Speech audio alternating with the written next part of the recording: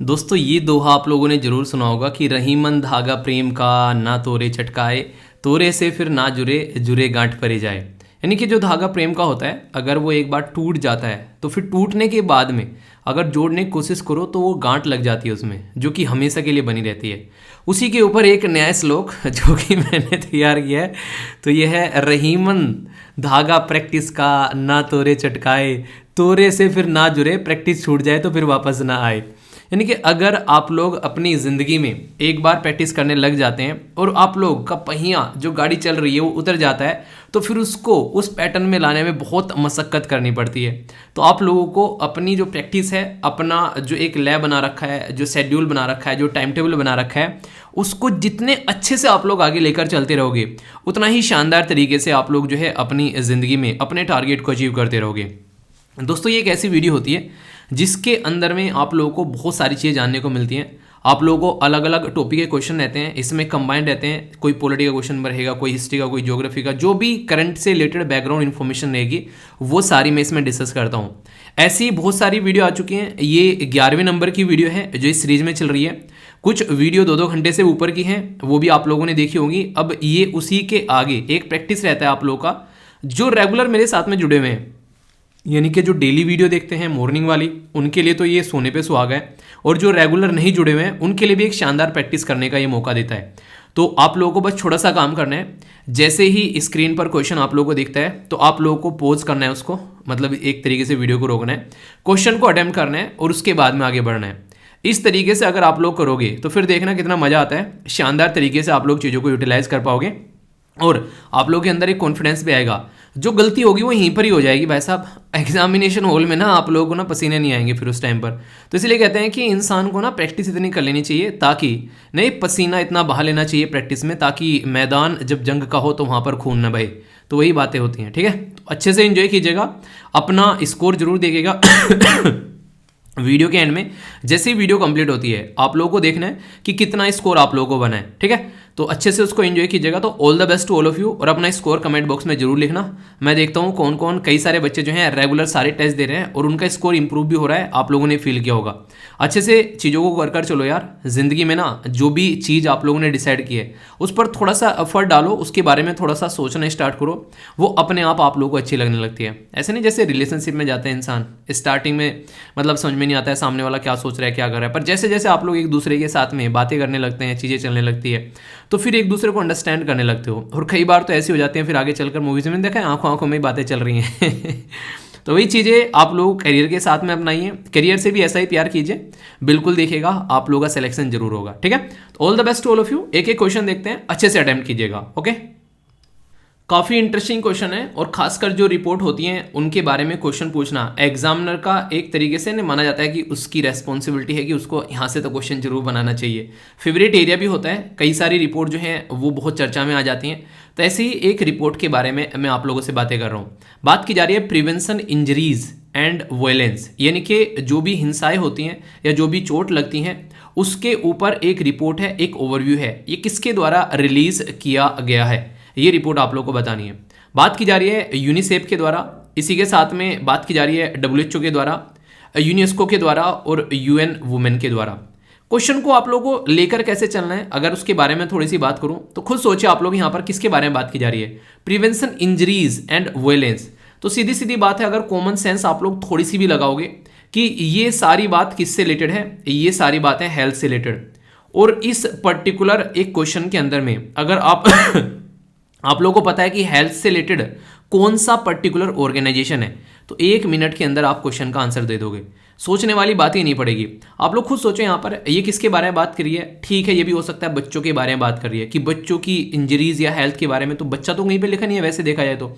ये कल्चर के बारे में बात की जा रही है, वुमेन के बारे में, पर्टिकुलर हेल्थ के बारे में बात की जा रही है, जिसमें ना तो बच्चा लिखा है अलग से, ना वुमेन लिखा है। तो कौन रहेगा यहाँ पर इसको देखने वाला, कौन प्रस्तुत करेगा, तो यह है वर्ल्ड हेल्थ ऑर्गेनाइजेशन।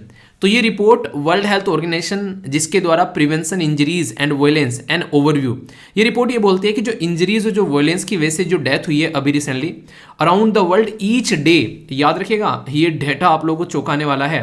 पूरी दुनिया में किसी का एक्सीडेंट हो गया, कोई इंजरी हो गई, उसकी वजह से डेथ हो जाना, पूरी दुनिया में हर दिन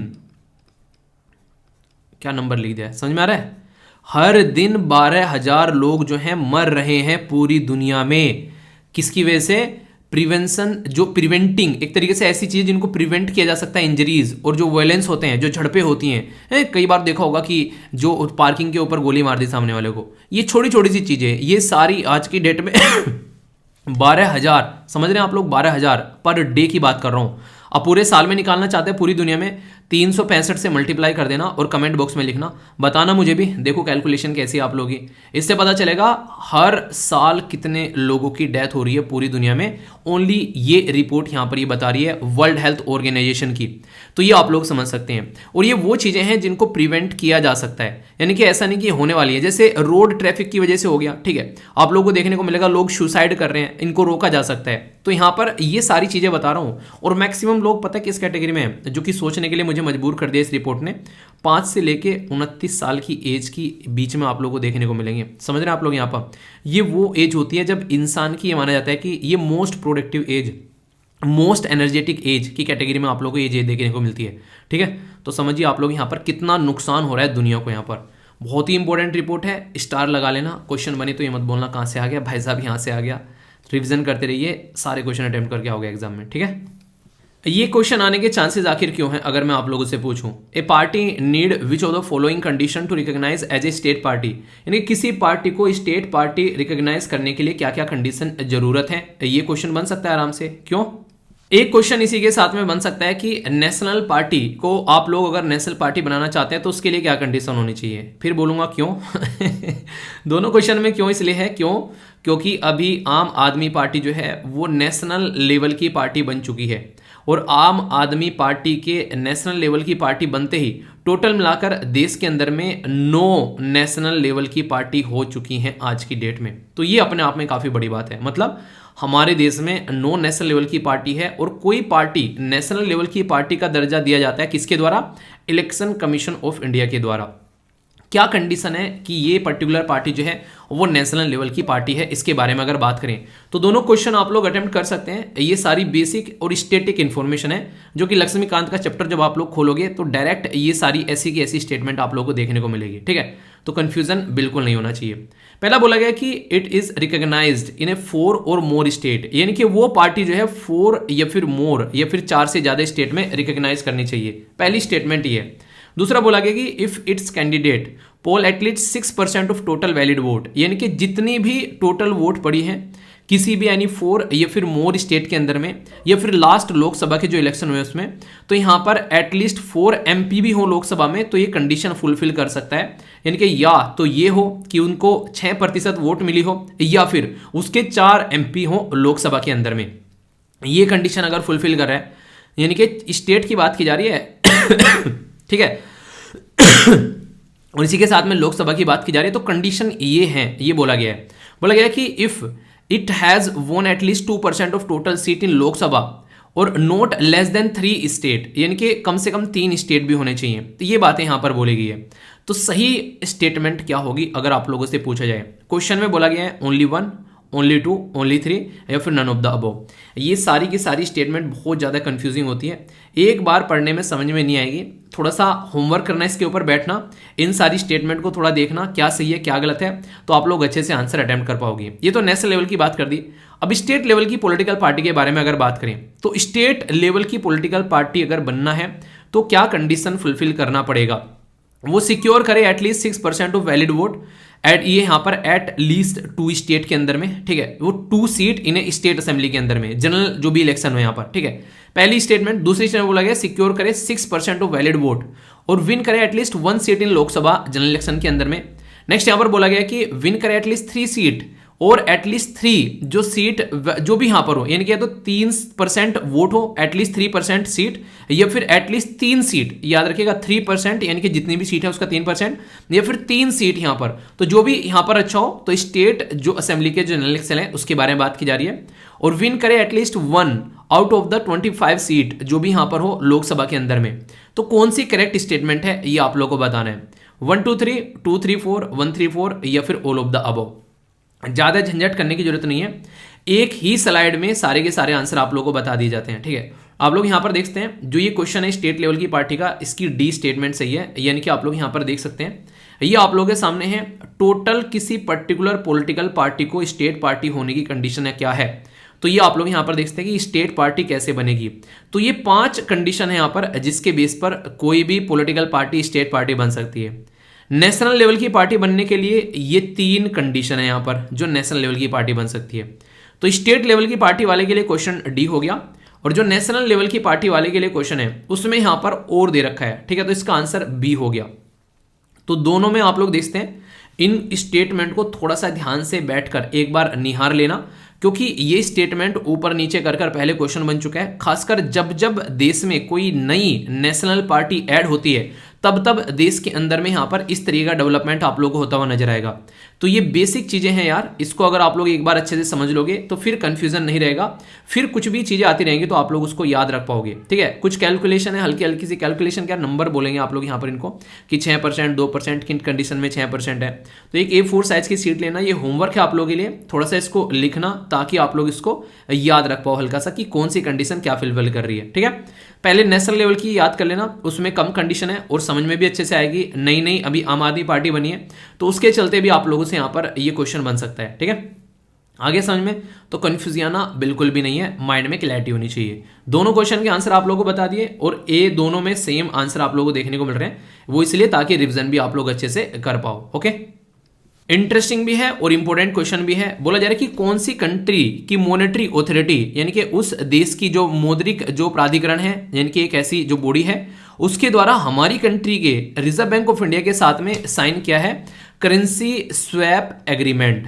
नाम दे रखे हैं चाइना, रसिया, मालदीव या फिर यहां पर क्या है श्रीलंका। तो सही आंसर क्या होगा? चाइना के तो चांसेस काफी कम है जैसी कंडीशन बनी हुई है यहाँ पर। ठीक है, रसिया के साथ में यहाँ पर एक बार को बोल सकते हैं, यहाँ पर श्रीलंका के साथ में बोला जा सकता है और यहाँ पर मालदीव के साथ में भी। तो ये तो एक एलिमिनेट पहले आप लोग कर सकते हैं। ठीक है, सही आंसर क्या है अगर इसके बारे में आप लोगों से बात करूं? देखिए फिर से वही बोलूंगा, अगर कॉन्सेप्ट आप लोग समझ लोगे। अभी ये कॉन्सेप्ट इन्होंने किसके रिलेटेड पूछ लिया? ये कॉन्सेप्ट इन्होंने पूछ लिया यहाँ पर अभी पर्टिकुलर एक कंट्री के पॉइंट ऑफ व्यू से। ठीक है, पर ऐसा नहीं है कि इसी कंट्री के बारे में बात की जा रही है, हो सकता है ये सेम एग्रीमेंट कल को किसी और दूसरी कंट्री के साथ में भी साइन किया जाए। तो एक बार आप लोग समझ लोगे कि ये करेंसी स्वैप एग्रीमेंट क्या है, तो फिर आप लोग कोई दिक्कत नहीं रहेगी। आंसर क्या है इसका? आंसर है सी, यानी कि मालदीव। तो ये आप लोग याद रखिएगा। इंपॉर्टेंट क्या है? रिजर्व बैंक ऑफ इंडिया के द्वारा करेंसी स्वैप एग्रीमेंट साइन किया गया है मालदीव मॉनेटरी ऑथोरिटी, इसको बोलेंगे MMA, यानी कि मालदीव मॉनेटरी ऑथोरिटी हमारी कंट्री के RBI के साथ में मिलकर एग्रीमेंट साइन किया है। ये एग्रीमेंट जो है ये दोनों मिलकर यहाँ पर क्या करेंगे, अपनी लोकल करेंसी में बेसिकली यहाँ पर ये काम कर पाते हैं। यानी कि एक तरीके से करेंसी स्वैप का मतलब ये कि तुम अपनी लोकल करेंसी जो है अपने व्यापार के लिए इस्तेमाल कर सकते हो। फायदा क्या होगा इससे? एक तो फॉरेन जो बोरोइंग होती है वो आप लोग यहाँ पर कम कर सकते हैं यहाँ पर, क्योंकि अपनी ही करेंसी में आप लोग यहाँ पर काम कर रहे हैं। और कहीं ना कहीं आप लोग की जो इकोनॉमी के अंदर में क्या क्या कंडीशन है यहाँ पर, कोई दूसरा उसको ढंग से समझ भी नहीं पाएगा, आपकी अंदर की बात अंदर रहेगी, यानी कि चौराहे पर नीलामी नहीं होंगी चीज़ों की। करेंसी स्वैप एक तरीका एग्रीमेंट है जिसमें दो पार्टी एक्सचेंज करती है जो भी अमाउंट ऑफ लोन होता है या फिर जो इंटरेस्ट होता है, one currency to the interest of another currency, यानी कि जो इंटरनेशनल लेवल पर करेंसी चल रही है उससे हटकर अपनी लोकल करेंसी में यहाँ पर ये काम करने के लिए तैयार हो जाते हैं।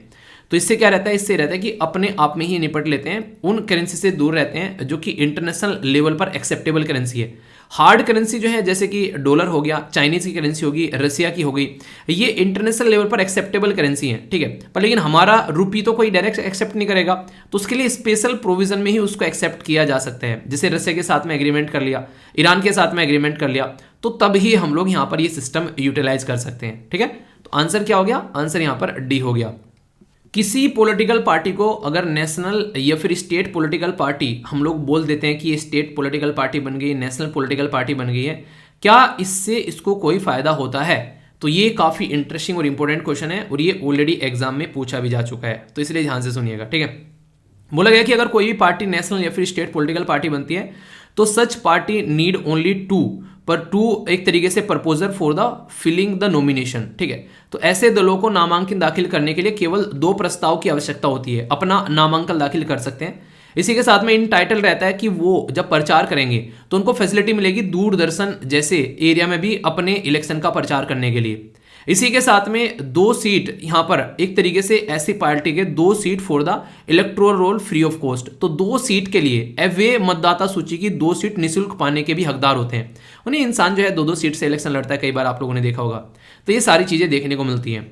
कौन सी स्टेटमेंट करेक्ट है, 1 2 2 3 1 3 या फिर ऑल ऑफ द अबव, ये आप लोग को बताना है।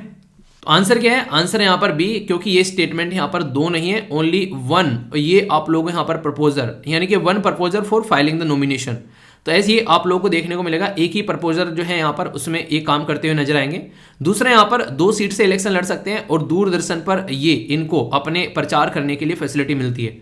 ठीक है, यानी जैसे आप लोगों को बोल दूं मैं कि आप लोग एसएलवी मेंबर हैं, ठीक है, जो एसएलवी मेंबर हैं वो मेरा फ़ोन नंबर रखेंगे और मेरे से डायरेक्ट कांटेक्ट कर पाएंगे। तो इससे क्या होगा, जब भी कोई प्रॉब्लम होगी तो आप लोग उस चीज़ को डिस्कस कर सकते हैं। तो ये फैसिलिटी मान लीजिए देना प्रोवाइड कर दूँ, लेकिन ये मेरे लिए पॉसिबल नहीं है, क्योंकि अकेला इंसान कितने सारे फ़ोन अटेंड कर पाएगा। आप लोग खुद सोचो, दिन में 2-3 कॉल कर ले तो ही सर भारी होने लगता है इंसान का, कि वो चीज़ें हैं। तो वे एक बात बता रहा हूँ फैसिलिटी के तौर पर, ठीक है। हाँ, ऐसा किया जा सकता है कि मतलब एक तरीके से 15-20 बैठे आपस में और फिर यहाँ पर जैसे कि जूम मीटिंग होती है उसमें बैठ के बात कर ले, अपने डिस्कस कर ले, जो दिक्कत है उनका सोल्यूशन निकाल ले। ये एक ईजी सोल्यूशन यहाँ पर किया जा सकता है, ठीक है। तो ये काफ़ी इंपॉर्टेंट है यहाँ पर। तो आंसर क्या हो गया यहाँ पर, आंसर इसका बी हो गया। तो फर्स्ट स्टेटमेंट में 2 नहीं, यहाँ पर 1 होगा।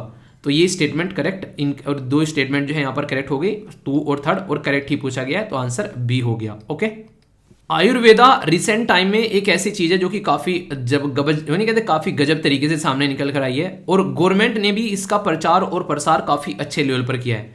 तो बोला गया कि विच स्टेट या फिर यूनियन टेरिटरी के द्वारा होस्ट किया गया है 9th आयुर्वेदा कांग्रेस, जो आरोग्य एक्सपो है, उसके बारे में बात की जा रही है। देखिए, ऐसी पहले तो ये बात सुनिए कि ऐसी चीजें हम लोग करते क्यों हैं, इसका फायदा क्या होता है। इसका फायदा ये होता है कि अपने प्रोडक्ट को इंटरनेशनल लेवल पर पहुंचाना, कि हाँ ऐसी चीज हमारे पास में है। तो सबसे पहले तो यही रहता है, और ऐसी जगह कहीं ना कहीं इसको कहता है जो ऑलरेडी नाम हो जिसका। तो यहाँ पर ये अभी देखने को मिला, गुजरात, गोवा, तेलंगाना या फिर बिहार। तो आंसर है यहाँ पर गोवा। तो 9th आयुर्वेदा कांग्रेस जो है और इसी के साथ में आरोग्य एक्सपो 2022 ये इनोग्रेट किया गया गोवा के अंदर पणजी में। एम क्या था कि हम लोग कितने इफिशिएंट हैं योगा के अंदर में, इनका पर्पज ये रहता है। यानी आप लोग कभी जॉब करते हैं और फिर गांव में जाता है इंसान बिल्कुल ठाट साट से अपना मस्त एक तरीके से ना पूरा गाड़ी साड़ी लेके अपना सही कपड़े पहन के। ये मैं क्या बता रहा हूँ, मैं इसलिए बता रहा हूँ क्योंकि जैसे अभी क्या होता है, जैसे कोई काम करने आता है बाहर से, ठीक है, जैसे खेतों में काम करने आता है बाहर से, तो मैंने देखा है कि जब भी वो यहाँ से जाएंगे तो वो क्या करेंगे, एक अलग ही पैटर्न में उनका बेसिकली रहता है। घर पे जा रहे हैं तो बिल्कुल अच्छे से नए नए कपड़े पहन के जाएंगे, नए कपड़े लेकर जाएंगे, ठीक है। क्योंकि कई बार मैंने देखा है एक तरीके से ना, मतलब एक रहता है कि जो इंसान अपने गांव में जा रहा है या कहीं लोकल एरिया में जा रहा है, उसका रहता है कि यार वहां पर इज्जत मिले, ठीक है। तो वही चीज़ें आप लोगों को देखने को मिलती है और उनको जाने भी लोग, तो ये दिखाने का पर्पज होता है कि जाने कि हाँ ये इंसान कुछ अच्छा कर रहा है, कमाकर खुद से खा रहा है, किसी के ऊपर डिपेंडेंट नहीं है। तो ये यहाँ पर अभी देखने को मिला। तो इसमें अभी इनके द्वारा एक MOU भी साइन किया गया, जिसमें ऑल इंडिया जो आयुर्वेदा इंस्टीट्यूट है उसके साथ में मिलकर, खासकर अभी यहाँ पर बात की जा रही है आयुर्वेदा की यूरोपियन अकेडमी और जर्मनी की जो अकेडमी, ये मिलकर और अच्छे लेवल पर इनके ऊपर काम करेंगी। आयुर्वेदा एक ऐसी चीज़ है यार कि जो भी कोई बीमारी होती है उसको जड़ से मिटाने की ताकत रखता है, पर लेकिन ये टाइम मांगता है और लोगों के पास में टाइम नहीं है, और यही सबसे बड़ी दिक्कत यहाँ पर क्रिएट होती है। तो इसके साथ में आप लोग कनेक्ट करके देख सकते हैं। तो इंपॉर्टेंट है, कंफ्यूजन नहीं होना चाहिए, आंसर इसका बी हो गया, ठीक है। इंटरेस्टिंग, इंपॉर्टेंट और शानदार क्वेश्चन, इतना ज़्यादा न्यूज़ में है, शायद ही कुछ इतनी ज़्यादा चीज़ें न्यूज़ में होगी। बात की जा रही है अपॉइंटमेंट कमीशन के बारे में, national judicial appointment commission NJAC, बहुत ज़्यादा न्यूज़ में रहा अभी। बोला गया कि NJAC जो है वो प्रपोज करता है टू चेंज करने के लिए कोलोजियम सिस्टम। उसने बोला कि कोलोजियम सिस्टम को फेंको यार, क्या फालतू की चीज़ ले घूम रहे हो, कुछ अच्छी चीज़ लेके आते हैं, आओ कुछ अच्छा करते हैं ठीक है। फिर बोला कि इसके अंदर 6 लोग रहेंगे। तीसरा बोला गया कि यहाँ पर सुप्रीम कोर्ट ने क्या किया, उसने बोला आथू हमको ये पसंद नहीं आया, हम उसको स्टक डाउन करते हैं। मतलब क्या था, मतलब ये था सरकार ने यहाँ पर नेशनल जुडिशल अपॉइंटमेंट कमीशन लाया। सरकार का पर्पज तो ये था कि जो भी चीज़ें चल रही हैं उनको थोड़ा सुधारा जा सके और सिस्टमेटिक वे में चीज़ों को इम्प्लीमेंट किया जा सके। पर लेकिन ये प्रपोजल जो है हमारे कोर्ट जो है उनको पसंद नहीं आया, उन्होंने बोला ये हमारी इंडिपेंडेंसी को हर्ट करता है, उनके द्वारा ये बातें बोली गई। तो इसके द्वारा जो भी स्टेटमेंट यहाँ पर दी गई है, ये सारी की सारी स्टेटमेंट क्या है आप लोगों को ये बताना है, इनकरेक्ट है या फिर करेक्ट है। ओनली 1, ओनली 2, ऑल 3 या फिर नन ऑफ द अबव। तो सही आंसर क्या है, और पूछा गया है कि इनकरेक्ट के बारे में। वीडियो को पॉज करके आंसर दो। ये टॉपिक बहुत डिटेल में और तसल्ली में मैंने पढ़ाया था, तो मैं चाहता हूँ कि आंसर तो मिले मुझे कम से कम, ठीक है। सही आंसर क्या है बताइए। बताना जरूर, ठीक है। सही आंसर यहाँ पर क्या, सही आंसर है सी। जी हाँ, सारी की सारी स्टेटमेंट करेक्ट है। हो गए ना कंफ्यूज? यही हम लोग काम करते हैं एग्जाम में। सही आंसर सी है, मुझे भी पता है कि सारी की सारी स्टेटमेंट है करेक्ट, पर लेकिन यहाँ पर इनकरेक्ट पूछा गया है। तो पता होते होते भी क्वेश्चन गलत करवाने का तरीका है ये। तो आंसर क्या हो गया, आंसर डी है। टॉपिक पता है, पूरा पता है, एक एक पॉइंट पता है, उसके बाद भी क्वेश्चन गलत कैसे होता है, ऐसे होता है, ठीक है। इसलिए कहता हूं अगर ओनली ध्यान से क्वेश्चन पढ़ोगे ना, वो भी आप लोगों के 3-4 क्वेश्चन जो है वो सही करा के चला जाएगा। और 3 से 4 सोचो, 3 या 4 क्वेश्चन अगर आप लोगों के सही हो जाते हैं तो 8 नंबर सही हो गए। एक एक नंबर पर ऊपर नीचे हो जाती है दुनिया कट ऑफ में, जब कट ऑफ आता है। तो ये हमेशा याद रखिएगा। सुप्रीम कोर्ट के अंदर में जब कोई भी अपॉइंटमेंट की जाती है यहाँ पर, जो यहाँ पर प्रेसिडेंट ऑफ इंडिया के नाम से की जाती है, याद रखिएगा वो आर्टिकल 124 के थ्रू की जाती है। क्वेश्चन मेरा यह है कि अगर सेम तरीके की अपॉइंटमेंट जो है वो हाई कोर्ट के अंदर किया जाए तो कौन सा आर्टिकल इस्तेमाल किया जाता है, ये आप लोगों को बताना है, ठीक है। तो क्वेश्चन समझ में आ गया ना, कंफ्यूजन नहीं होना चाहिए, अगर कंफ्यूजन होगा तो फिर मजा नहीं है। तो ये आप लोगों को बताना है। आंसर क्या हो गया, आंसर यहां पर इसका डी हो गया। ओके, ये क्वेश्चन तो आप लोग बता ही दोगे। और वुमेन इंपावरमेंट के बारे में भी बात की जा सकती है। यहाँ पर बोला जा रहा है the theme of international monument day, ये सॉरी इंटरनेशनल म्यूनमेंट डे, तो इसकी थीम आप लोगों को बतानी है। ये एक ऐसा क्वेश्चन है जो कि वुमेन इंपावरमेंट के बारे में है। जैसे कि आप लोगों को हालांकि आंसर आंसर पता चल ही गया जब मैंने स्टेटमेंट ही ऐसी बोल दी वुमेन इंपावरमेंट के बारे में। देखिए होता क्या है, वैसे तो आप लोगों को बोलने को मिलेगा कि हाँ यार कोई डे है, ठीक है, जो डे है इंटरनेशनल म्यूनमेंट, म्यूनमेंट मतलब माउंटेन्स, ठीक है। तो माउंटेन्स से रिलेटेड कोई डे है और वहाँ पर बात की जा रही है वुमेन के बारे में। तो आप लोग खुद सोचिए, तो यहाँ पर ये इंपॉर्टेंट क्वेश्चन बनता है कि नहीं बनता है, थोड़ा सा चकमा देने वाला क्वेश्चन है ये, ठीक है। तो ये जो हम लोग इंटरनेशनल म्यूनमेंट डे जो है ये 11 दिसंबर को सेलिब्रेट करते हैं और 2003 से हम लोगों ने सेलिब्रेट करना स्टार्ट किया। जो Food and Agriculture Organisation of United Nation, ठीक है, वो कोऑर्डिनेट करती है आईएमडी, यानी कि जो एक तरीके से जो इंडियन मेट्रोलॉजिकल डिपार्टमेंट के साथ में भी यहाँ पर ये मिलकर काम करते हैं कहीं ना कहीं कि ये डे जो है वो सेलिब्रेट किया जाता है। तो आप लोग खुद समझ सकते हैं यहाँ पर। तो ये वुमेन को यहाँ पर थीम बना दिया, ये अपने आप में एक डिफरेंट है और बड़ी बात है अवेयरनेस फैलाने के लिए कि वुमेन कितना कुछ कर सकती हैं। वुमेन को इंपावर करने की बात की जा रही है। तो वुमेन मूव माउंटेन, तो महिलाएं पहाड़ों को हिलाती हैं या खिसकाती हैं, ऐसा आप लोग यहाँ पर बोल सकते हैं। तो पहाड़ों के साथ में महिलाओं का कनेक्शन जोड़ दिया, तो इसलिए मुझे लग रहा है कि पता नहीं क्यों यहाँ से क्वेश्चन भी बन जाएगा आप लोगों से बड़ी आसानी से। तो ये मत बोलना क्वेश्चन क्यों बन गया, क्योंकि कुछ डिफरेंट सोचा गया है यहाँ पर इस पर्टिकुलर क्वेश्चन के अंदर में। महिलाओं का कनेक्शन म्यूनमेंट के साथ, जो माउंटेन के साथ में जोड़ दिया, यानी कि महिलाएं माउंटेन की तरह दृढ़ और एक तरीके से उनको भी खिसकाने की पावर रखती हैं। ये महिलाओं को इंपावर करने का तरीका यहाँ पर दिखाया गया है। मुझे तो इसीलिए ये क्वेश्चन जो है थोड़ा डिफरेंट लगा। बाकी आप लोग ही क्या है इसके बारे में बताइए। 11 दिसंबर को ये डे सेलिब्रेट किया जाता है, ठीक है। 2002 में डिक्लेयर किया गया था कि ऐसा कोई डे सेलिब्रेट करेंगे और 2003 से यानी कि नेक्स्ट ईयर ही इसको सेलिब्रेट करना भी स्टार्ट कर दिया, ठीक है। तो इंपॉर्टेंट है, आंसर बी होगा। अच्छा क्वेश्चन था ना। आगे बात करते हैं फर्टिलाइजर इंडस्ट्री के बारे में। फर्टिलाइजर यानी कि खाद पानी उर्वरक जो भी खेतों में दिया जाता है, अपने आप में काफ़ी इंपॉर्टेंट है। इसके बिना काम चलना जो है मुश्किल है, खासकर खेतों का। श्रीलंका की कहानी खराब हो गई थी जब उन्होंने यहाँ पर बात की कि फर्टिलाइजर वगैरह वैसा इस्तेमाल नहीं करेंगे, नेचुरल वे में चलेंगे। कोई भी चेंज करता है ना जब जिंदगी में इंसान, तो पहले उसको देख लेना चाहिए कि तुम खड़े कहाँ पर हो, उसके बाद में काम करना चाहिए।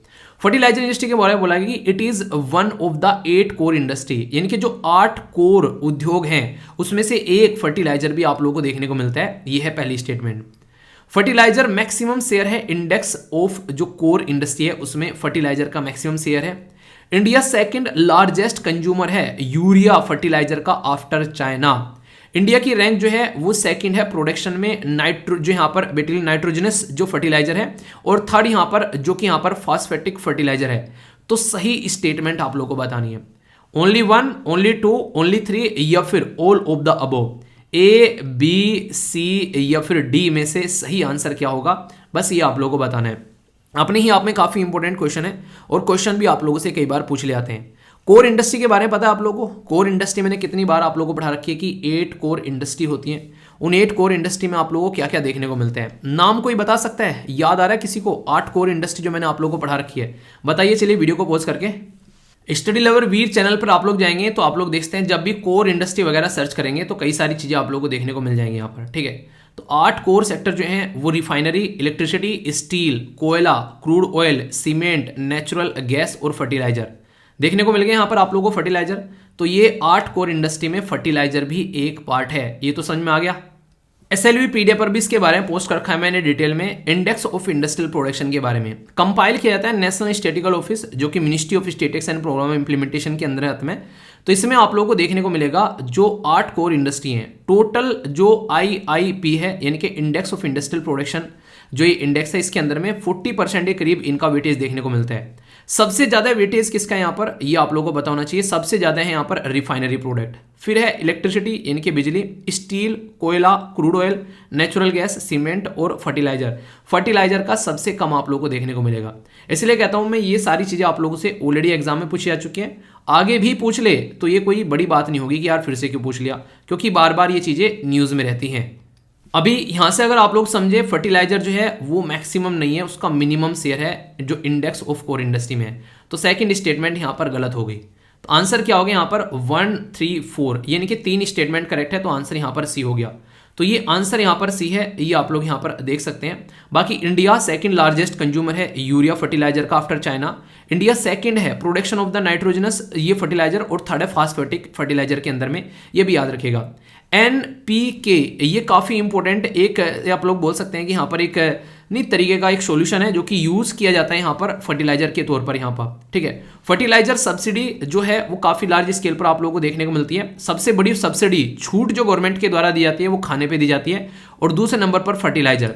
इसलिए आप लोगों ने देखा होगा भारत यूरिया करके जो भी ब्रांड लाया जा रहा है हमारे देश में, भारत फर्टिलाइजर, तो उसमें क्या था, वहाँ पर इंडियन गवर्नमेंट बोल रही है कि पैसा तो हम दे सारा, और कंपनी अपने अपने नाम से यहाँ पर बेच रही है, तो ये बिल्कुल गलत है। तो दूसरे नंबर पर सबसे ज़्यादा जो यहाँ पर मिलता है बेसिकली छूट, वो फर्टिलाइजर में मिलती है, ये यहाँ पर दिखाने की कोशिश की जा रही है। तो इंपॉर्टेंट क्वेश्चन है, पेट्रोलियम और इंटरेस्ट पेमेंट, ये सारी वो चीज़ है जहाँ पर सब्सिडी दी जाती है। तो काफ़ी इंपॉर्टेंट है यार, डायरेक्ट कहीं से भी क्वेश्चन बन जाता है। अगर थोड़ा थोड़ा आइडिया आप लोगों को रहेगा तो फिर आप लोग चीज़ों को अच्छे से अंडरस्टैंड कर पाओगे और आंसर भी दे पाओगे, है कि नहीं। पहली बार देश के अंदर में ऐसा कुछ देखने को मिला है कि डेडिकेटेड क्लाइमेट मिशन लॉन्च किया गया है यहाँ पर स्टेट के द्वारा। नॉर्मली हमारी कंट्री में सेंट्रल गवर्नमेंट तो काम करती है, पर कोई स्टेट इतना जागरूक हो गया कि उसने मिशन लॉन्च कर दिया, तो ये अपने आप में मुझे काफी बड़ी बात लगी। यानी कि एक राज्य ने अपने द्वारा डेडिकेटेड मिशन लॉन्च कर दिया क्लाइमेट चेंज को ध्यान में रखते हुए, तो ये अपने ही आप में है ना बड़ी बात यहाँ पर, और एक लौता राज्य है कोई। तो इस तरीके से क्वेश्चन पूछा जा सकता है आप लोगों से कि वो कौन सा राज्य है। ऑप्शन है केरला, तमिलनाडु, तेलंगाना और उड़ीसा। तो आप लोगों को पता होना चाहिए, बताता हूं इसके बारे में। आंसर क्या है, आंसर यहाँ पर बी सही। तमिलनाडु के चीफ मिनिस्टर यहाँ पर MK स्टालिन साहब। MK स्टालिन साहब ने यहाँ पर लॉन्च किया Tamil Nadu climate change mission, protect करने के लिए जो नेचुरल रिसोर्सेज होते हैं स्टेट के अंदर में, और जो चीजें हम लोग खराब कर चुके हैं उनको रिस्टोर करने की भी बात इनके द्वारा की जा रही है। स्टेट क्लाइमेट एक्शन प्लान जो है वो इंप्लीमेंट किया जाएगा तमिलनाडु ग्रीन क्लाइमेट कंपनी के द्वारा, जिसको शॉर्ट फॉर्म में आप लोग यहाँ पर TNGCC के नाम से बोल सकते हैं। ये बेसिकली क्या करेगी, कोई भी जो कोल प्लांट है यहाँ पर, ठीक है, तो बात डिसाइड करेगी कि स्टॉप करने के लिए any additional existing coal plant. Mission ये रहेगा कि ग्रीन चीज़ों पर फोकस किया जा सके, इलेक्ट्रिसिटी कैसे जनरेट करनी है, रिन्यूएबल सोर्स लाया जा सके, और टारगेट है 2030 तक का। 2030 तक का इनको ये सारी चीज़ें जो हैं वो निपटानी है, ठीक है। तो ये अपने ही आप में बहुत बड़ा अचीवमेंट आप लोग बोल सकते हैं किसी पर्टिकुलर स्टेट गवर्नमेंट के द्वारा। तो ये चीज़ आप लोग जरूर ध्यान रखिएगा, इंपॉर्टेंट क्वेश्चन बन सकता है जब कोई सिंगल स्टेट कोई ऐसा काम कर रहा हो तो, ठीक है। मलेरिया एक ऐसी बीमारी है जो कि काफ़ी लंबे समय से हम लोग सुनते आ रहे हैं, मतलब कि इसके बारे में आप लोग बोल सकते हो जब से पैदा हुए तब से सुनते हुए आ रहे हैं। इसके बारे में क्वेश्चन पूछा जाए और आप लोग बोलो यार ये क्वेश्चन मैंने गलत कर दिया, तो ये मच्छर भी थूकेगा हमारे ऊपर कि अच्छा ये भी क्वेश्चन गलत करके आगे बचपन से सुन रहे हैं इसके बारे में। तो ऐसे क्वेश्चन गलत नहीं करने हैं, ठीक है। क्वेश्चन की स्टेटमेंट देखते हैं और अच्छे से अटेम्प्ट करिएगा। मॉस्किटो बोर्न जो ब्लड डिजीज है वो प्लाज्मोडियम जो प्रोटोजोआ है उसकी वजह से आप लोगों को यहाँ पर देखने को मिलती है। स्प्रेड होती है जब कोई यहाँ पर एनोफ्लीज जो मॉस्किटो है वो काटता है और मेल जो होता है वो यहाँ पर काटता है, ठीक है। प्रीडोमिनेंटली ये जो बीमारी है ये ट्रॉपिकल और सब ट्रॉपिकल रीजन में पाई जाती है, यानी tropic of cancer, equator, tropic of capricorn, वही वाली बातें, ठीक है। प्रिवेंटेबल है एज वेल एज क्यूरेबल है। चौथी स्टेटमेंट यहाँ पर ये है। करेक्ट स्टेटमेंट आप लोगों को बतानी है, ओनली 1, ओनली 2, ओनली 3 और यहाँ पर all of the above. Interesting चीज बताओ, यहाँ पर ये क्वेश्चन एक ऐसा क्वेश्चन है जिसमें ज़्यादा चेंज नहीं किया गया है और एक आसान सा क्वेश्चन बनाया गया है। स्टेटमेंट ज़्यादा होती है जब यूपीएससी के क्वेश्चन आप लोग देखते हैं, पर किसी एक छोटी सी स्टेटमेंट में उन्होंने चेंज किया होगा जो कि आप लोगों को पकड़नी होती है। आप लोगों ने कितनी बार सुना है, मेरे मुंह से सुना होगा ये बातें तो, कि यहाँ पर मेल जो होता है वो सीधा होता है, फीमेल के काटने से खतरनाक बीमारी फैलती है। ओनली ये स्टेटमेंट भी अगर आप लोग यहाँ पर पकड़ पाते हैं इस पूरे स्टेटमेंट में, तो दूसरी स्टेटमेंट इनकरेक्ट हो गई और आंसर यहाँ पर सी हो गया। तो ऐसे क्वेश्चन भी अगर आप लोग गलत कर पा रहे हैं और ये छोटी छोटी भी बातें अगर आप लोगों को नहीं पता है, तो इसका मतलब आप लोगों को सतर्क हो जाना चाहिए कि आप लोगों की स्टडी का लेवल जो है अप टू द मार्क नहीं है, आप लोगों को और फोकस देने की जरूरत है। ये बात ध्यान रखिएगा। अपने आप को अंधेरे में रखना कोई अच्छी बात नहीं होती है। जो चीज़ें सही हैं वो सही हैं और गलत है तो गलत है। जो गलत है उनको कैसे सही करना है ये फोकस करना होता है आप लोगों को, ठीक है। मॉस्किटो बोर्न जो ब्लड डिसीज है यहाँ पर, ये प्लाज्मोडियम प्रोटोजोआ की वजह से होती है। फीमेल एनोफ्लीज मॉस्किटो के काटने से फैलती है। आराम से बचा भी जा सकता है, मच्छरदानी लगा लो और मजे करो लाइफ को, और क्यूरेबल भी है। ऐसा नहीं कि इसकी वजह से इंसान जो है मर जाता है, ठीक है। सिम्टम्स वही होंगे, इलनेस होने लगेगी आप लोगों को, मतलब सर दर्द, मसल पेन, वो सब चीज़ें जो होते हैं, थकावट, वो सारी चीज़ें। ये एक ऐसी बीमारी है जिसके बारे में कई बार आप लोगों ने सुना होगा, इसके ऊपर काम भी किया है, ठीक है। WHO तक यहाँ पर इसके बारे में बात करते हैं। हमारे देश में कई सारे प्रोग्राम तक चलाए जाते हैं इसके ऊपर, और खासकर अब तो ऐसे भी प्रोडक्ट लेकर आ रहे हैं कि मच्छरों से ही मच्छरों को मरवाया जा रहा है, ठीक है। आपस में लड़ा तो लड़ कर मर जाएंगे। तो बहुत सारी चीज़ें यहाँ पर की जा रही है। आंसर क्या हो गया? आंसर यहाँ पर इसका सी हो गया। इंपॉर्टेंट क्वेश्चन था, कंफ्यूजन में नहीं आना चाहिए, ठीक है। एक रिपोर्ट जो कि काफी इंपॉर्टेंट है यहाँ पर, जिसको बोलते हैं इंस्टीट्यूशन किसके द्वारा रिलीज की गई, इंटरनेशनल डेट रिपोर्ट, यानी कि कहाँ कहाँ पर किस किस की कितनी उधारी है, ये यहाँ पर किस पर्टिकुलर इंस्टीट्यूट के द्वारा ये रिपोर्ट तैयार की जाती है। रिपोर्ट का नाम क्या है? रिपोर्ट का नाम है इंटरनेशनल डेट रिपोर्ट। डेट मतलब क्या होता है? यहाँ पर इसको डेप्ट नहीं बोलेंगे, इसको डेट बोलेंगे। तो इसका मतलब होता है उधारी। जैसे चाइना क्या करता है, डेट ट्रैप में फंसाता है, तो ये डेट जो होता है, ये डेप्ट ट्रैप जिसको आप लोग बोलते हो, तो ऋण होता है, उधारी होती है, जिसमें चाइना दुनिया को अपने फंसाता है। अभी पाकिस्तान को फंसा चुका है, श्रीलंका ऑलरेडी बर्बाद हो चुका है, नेपाल जो है वो बर्बाद होने की राह पर है, बांग्लादेश जो है समझदार है, वो चंगुल से निकल चुका है, ठीक है। तो ये कौन सी ऑर्गेनाइजेशन बताती है, और ऑर्गेनाइजेशन काफ़ी सारी ऐसी रिपोर्ट प्रस्तुत करती है। तो इंटरनेशनल डेट रिपोर्ट कौन बता रहा है? वर्ल्ड बैंक बता रहा है, वर्ल्ड इकोनॉमिक फोरम बता रहा है, एशियन डेवलपमेंट बैंक बता रहा है, या फिर एशियन इंफ्रास्ट्रक्चर इन्वेस्टमेंट बैंक बता रहा है। सही आंसर क्या है ये आप लोगों को बताना है। सबसे बड़ी बात तो क्या है, इंटरनेशनल लेवल की बात की जा रही है, तो कोई यहाँ पर आप लोगों को कोई एक इंस्टीट्यूशन देखने को मिलेगा जो इंटरनेशनल लेवल पर काम करता है ढंग से। वो कौन सा है? वो है वर्ल्ड बैंक। तो वर्ल्ड बैंक बता रहा है कि इंटरनेशनल लेवल पर क्या दिक्कतें यहाँ पर देखने को मिल रही है, और सबसे ज्यादा उधारी आप लोगों को जो देखने को मिलती है कहाँ पर है, ठीक है। तो यहाँ पर डेप्ट of low and the middle income country, जो सब सहारन जो है, उनका काफ़ी ज़्यादा देखने को मिलेगा। मतलब मान लीजिए मैं एक ऐसा इंसान हूँ जो कि एक मिडिल क्लास फैमिली से आता हूँ, मैंने किसी से, मतलब मेरे घर में कोई दिक्कत आ गई और मैंने किसी से 15,000 रुपये उधार ले लिए। अब मेरी इतनी भी कंडीशन नहीं है कि उस इंसान के 15,000 रुपये जो है मैं रिटर्न कर पाऊँ। एक सेम इंसान है, वो क्या कर रहा था, वो पार्टी देने जा रहा था, अपना पर्स घर बुलाया, उसने क्या किया, किसी से उसने 50,000 रुपये उधार ले लिए। भाई साहब अमीर आदमी है, पार्टी देनी अच्छे से। अब घर जाएगा, 1 मिनट में पापा 50 के उसको 1 लाख रुपए निकाल के दे दें, ले बेटा एंजॉय कर, ऐस कर, वो सारी उधारी 1 मिनट में निपटा देगा। कुछ लोग ऐसे होते हैं जो जानबूझकर उधारी लेते हैं, कुछ लोग ऐसे होते हैं जिनको मजबूरी में उधारी लेना पड़ता है, और कुछ लोग ऐसे होते हैं जिनकी जिंदगी ही उधारी पर चलती है। तो यहाँ पर जो सब सहारन अफ्रीका है, उनकी जिंदगी ही उधारी पर चलती है, रिसोर्सेज ढंग से यूटिलाइजेशन किए नहीं जाते हैं, गरीब कंट्री है, टेक्नोलॉजी है नहीं है, दुनिया के साथ में ढंग से कनेक्ट हो नहीं पाते हैं अपनी चीज़ों की वजह से। यहाँ पर एक बार कोई पावर में आ जाए ना अफ्रीका वाले कॉन्टिनेंट में, वो गद्दी छोड़ने के लिए तैयार नहीं है। वो ऐसा लगता है कि उसको ये खैरात में मिली है। वहाँ पर मिलिट्री को आप लोगों को होते हुए नजर आएंगे, शांति ही नहीं है वहाँ पर। तो हाईएस्ट अगर कहीं पर उधारी है तो वो आप लोगों को सब सहारन अफ्रीकन वाले रीजन में यहाँ पर देखने को मिलेगी। तो ये वर्ल्ड बैंक के द्वारा यहाँ पर बताया गया है। तो हाईएस्ट डेप्ट बर्डन 2010 से भी अगर आप लोग काउंट करेंगे तो ये काफ़ी ज़्यादा बढ़ गया खासकर। और डेप्ट बर्डन का मतलब क्या होता है, उधारी ले ली आप लोगों ने पर पेमेंट आप लोग कर नहीं पा रहे हो, रीपे आप लोग कर नहीं पा रहे हो। तो इस तरीके से बोल सकते हैं। सुने नहीं होगा, आप लोगों से कोई पूछे यार उधारी लेनी है, आप लोग बोलो, आप लोगों को पता नहीं है वो इंसान कैसा है, आप लोग किसी दूसरे से पूछोगे यार बताइए इंसान कैसा है, इसको उधारी दे दूँ, ये वापस तो कर देगा ना। तो अगर वो सामने वाला गारंटी लेगा कि हाँ कर देगा, ठीक आंसर है, इसको उधारी दे दे, तो तब आप लोग देखो। कुछ लोग ऐसे होते हैं जिनको उधारी देकर भूलना ही है। बहुत सारे देश ऐसे हैं जिनको उधारी देकर भूल जाना है, उनके बस की उधारी देना है ही नहीं। तो ऐसी भी कंडीशन आप लोगों को देखने को मिलेगी। तो आंसर क्या है यहाँ पर? आंसर यहाँ पर इसका ए, यानी कि वर्ल्ड बैंक। तो काफी इंपॉर्टेंट है यहाँ पर, कुछ भी कंफ्यूजन इसको लेकर आप लोगों को नहीं होना चाहिए। एक क्वेश्चन है यहाँ पर ऑर्गेनाइजेशन के बारे में, और इंटरनेशनल लेबर ऑर्गेनाइजेशन जिसको ILO बोलते हैं उसके बारे में यहाँ पर क्वेश्चन है। बात की जा रही है, इसको नोबेल पीस प्राइज मिला था 1969 में, पहली स्टेटमेंट। दूसरा बोला गया कि इसका हेडक्वार्टर है इंटरनेशनल लेबर ऑर्गेनाइजेशन का situated in north America.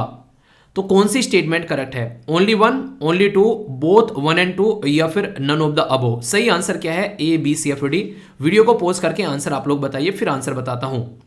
Answer है इसका ए सही। यहां पर स्टेटमेंट सारी बताऊंगा, एक्सप्लेन भी करता हूं और कुछ बैकग्राउंड इन्फॉर्मेशन भी बता देता हूं ताकि अच्छे से आप लोग यहां पर चीजों को समझ पाए।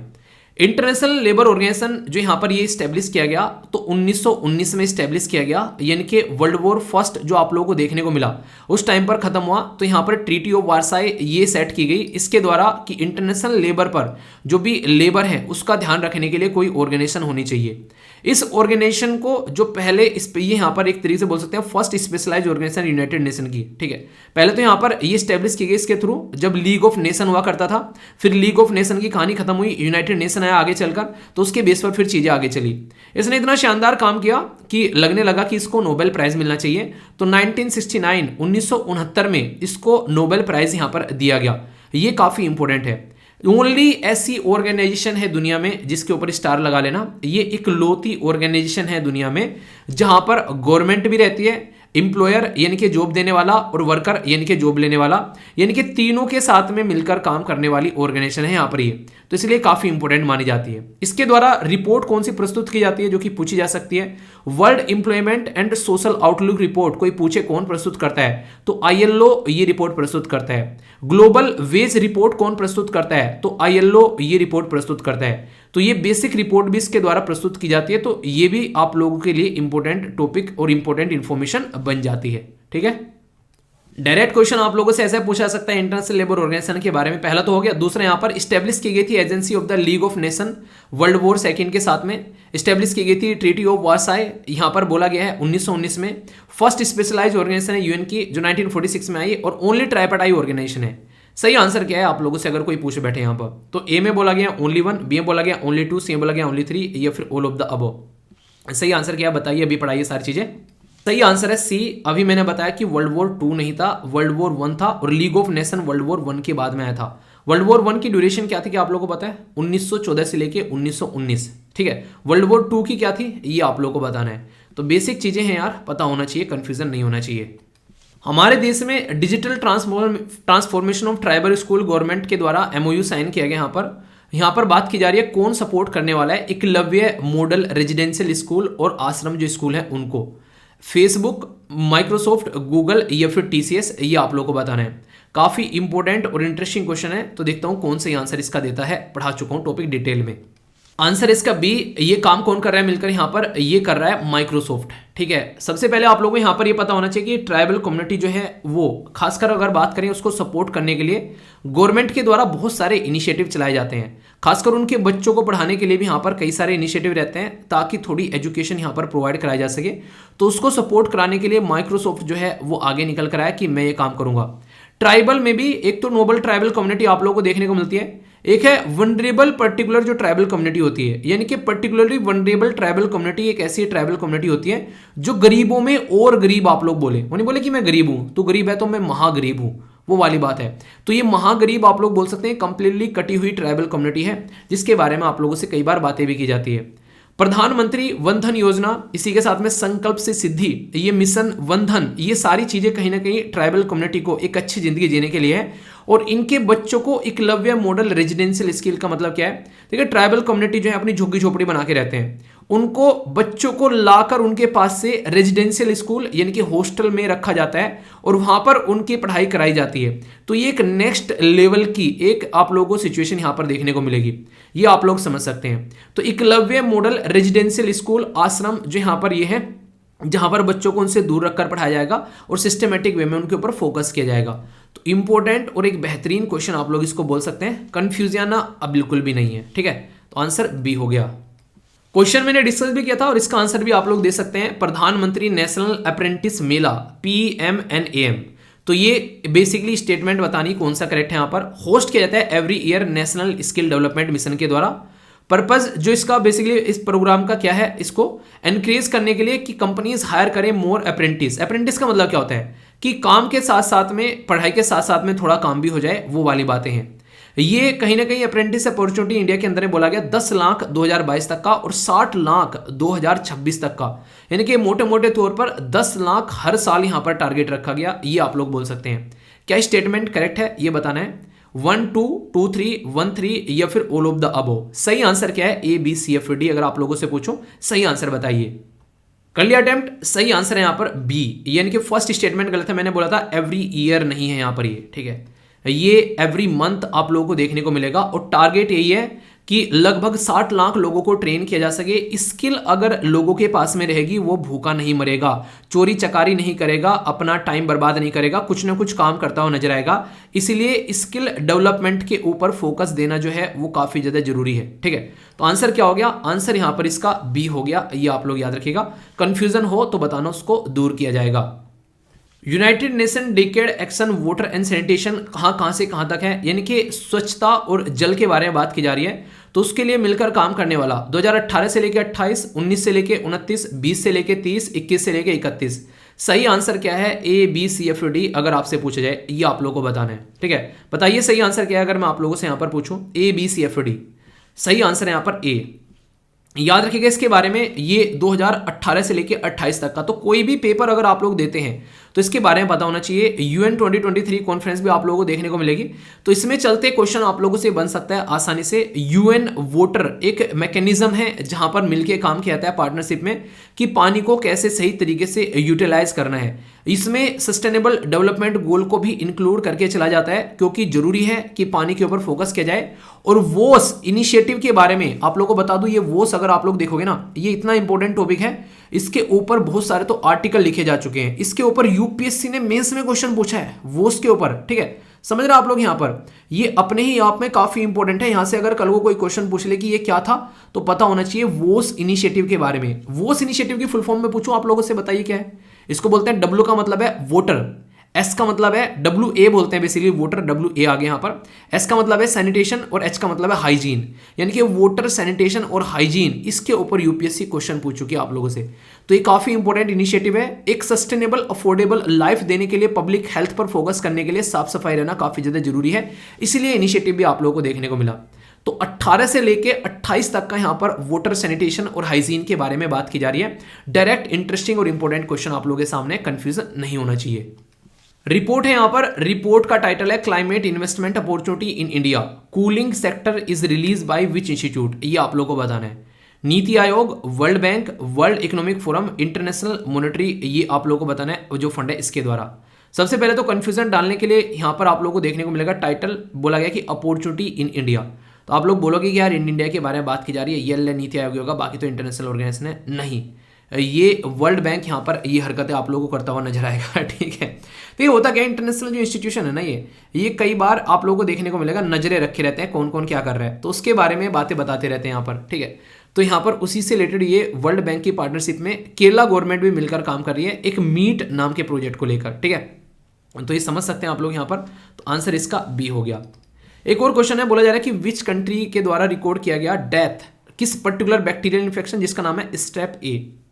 तो ये काफी इंपॉर्टेंट न्यूज बनी जब देखा कि यार ये कौन सा इन्फेक्शन आ गया है। तो इसके बारे में भी क्वेश्चन आप लोगों से पूछा जा सकता है। यहाँ पर यूके के अंदर में 6 के करीब बच्चों की डेथ हो गई थी रिसेंटली अभी यहाँ पर, जिसकी वजह से यहाँ पर ये दिक्कतें देखने को मिली। तो स्टेप ए जो है यहाँ पर, ये यूके के अंदर में आप लोगों को देखने को मिला एक काफी खतरनाक बैक्टीरियल इन्फेक्शन, यानी कि बैक्टीरिया की वजह से यहाँ पर ये बेसिकली बीमारी थी। और ये ब्लड स्ट्रीम यानी कि बॉडी के अंदर जो ब्लड है ना उसके अंदर एंट्री कर रहा था, और उसके बाद में फिर यहाँ पर एक खतरनाक सिचुएशन क्रिएट करा बच्चे के लिए और बच्चे की डेथ हो गई। तो ये ऐसी ऐसी चीजें हैं जो कि डायरेक्ट क्वेश्चन आप लोगों से बना सकती हैं। कंफ्यूजन इसको लेकर आप लोगों के मन में नहीं होना चाहिए, ठीक है। तो माइंड में क्लैरिटी होनी चाहिए, और जो चीजें समझ में नहीं आती उसको पूछ भी लिया करो। ऐसा नहीं कि बस हाँ ठीक है पढ़ लिया हो गया काम। अगर चीजें कंफ्यूजन में है तो कंफ्यूजन दूर करना है, ठीक है। आगे चलते हैं। National conclave universal health coverage वो होस्ट किया गया किसके द्वारा, पुणे, वाराणसी, गांधीनगर या फिर मैसूर। तो याद रखिएगा मोदी जी की कॉन्स्टिट्यूएंसी है वाराणसी, वाराणसी में यहां पर इसको होस्ट किया गया। ये भी एक इंटरेस्टिंग क्वेश्चन आप लोगों से पूछा जा सकता है। लोकेशन बेस्ड कई बार क्वेश्चन बन जाते हैं किसी पर्टिकुलर ऑर्गेनाइजेशन से रिलेटेड। आसान सा क्वेश्चन है, अभी आप लोगों को रिसेंटली पढ़ाया था। यहाँ पर इंडिया ने साइन कर रखा है कौन सा एग्रीमेंट, यहाँ पर United Nation convention on narcotics and drugs 1961, United Nation convention on psychotropic substance 1971, United Nation against illicited trafficking narcotic drug and psychotropic substance ये होगा 1988, यूनाइटेड नेशन अगेंस्ट जो United Nation convention transnational organized crime ये 2000 का। तो ये कौन सी statement यहाँ पर करेक्ट पूछी गई है? 1 2 3, 2 3 4, 1 3 4 या फिर ऑल ऑफ द अबो? तो ए, बी, सी या फिर डी सही आंसर क्या है अगर मैं आप लोगों से पूछूं? तो ये मैंने डिटेल में आप लोगों को टॉपिक कवर कराया था। आंसर क्या है? आंसर यहाँ पर डी हो गया। तो आप लोग यहाँ पर इसको देख सकते हैं।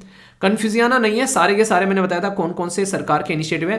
और आर्टिकल भी मैंने बताया था। आर्टिकल याद आ रहा है आप लोगों को? कौन सा आर्टिकल बोला था मैंने? डीपीएसपी के अंदर में पार्ट 4 के अंदर में एक आर्टिकल है जिसमें सरकार गवर्नमेंट की रेस्पॉन्सिबिलिटी है कि इन चीजों को कंट्रोल करना है। बताओ कौन सा आर्टिकल है? अब तो याद होना चाहिए यार, ऐसी ऐसी चीजें नहीं भूलना, ठीक है? तो कंफ्यूजन नहीं होना चाहिए, पता होना चाहिए बिल्कुल। बताइए कौन सा आर्टिकल था? अच्छा सच सच बताओ कैसा लगा डिस्कशन, मजा आया कि नहीं आया? और मजा आया तो स्कोर जरूर बताना। मैं जानना चाहूंगा कि कितने शिद्दत से आप लोगों ने क्वेश्चन को अटेम्प्ट किया है। इससे आप लोगों को पता भी चलता रहेगा कि आप लोगों की प्रिपरेशन जो है वो कैसी चल रही है। अपने आप को चेक करने का तरीका है, इज्जती बेइज्जती वाले चक्कर में मत आना कि सर हमारे तो 2 नंबर आए, 5 नंबर आए। नहीं, सीखना है यार। अगर अपने आप में ही आप लोग इज्जत बेइज्जती वाली बातें करने लगोगे तो भाई साहब जिंदगी भर बेइज्जती फील करनी पड़ेगी। तो अपने आप को, अपने लिए, कम से कम अपने लिए अपने आप को चेक करना सीखो, किसी को दिखाने के लिए नहीं। ये आप लोगों की जिंदगी है, आप लोगों को सुधारनी है। सुधारोगे तो अच्छी चलेगी और नहीं सुधारोगे तो फिर भाई साहब जैसे चल रही है वैसे चलेगी और आगे और बदतर होगी। तो आप लोगों ने डिसाइड कर लेना कि क्या चाहिए। मैं आशा करता हूँ एंजॉय किया होगा। कोई भी डाउट हो तो बताना। तो बड़ों को नमस्ते, छोटों को प्यार, छोटी सी लाइफ एंजॉय करा। मिलता हूँ नेक्स्ट वीडियो में, तब तक के लिए जय हिंद। और मौज लो, रोज लो, नहीं मिले तो खोज लो। टेंशन लिया नहीं करते, खुश रहने से सोल्यूशन निकलेगा। प्रॉब्लम में टेंशन लेने से सोल्यूशन नहीं निकलता है, बातें और बिगड़ जाती हैं। ये बात हमेशा ध्यान रखिएगा, ठीक है?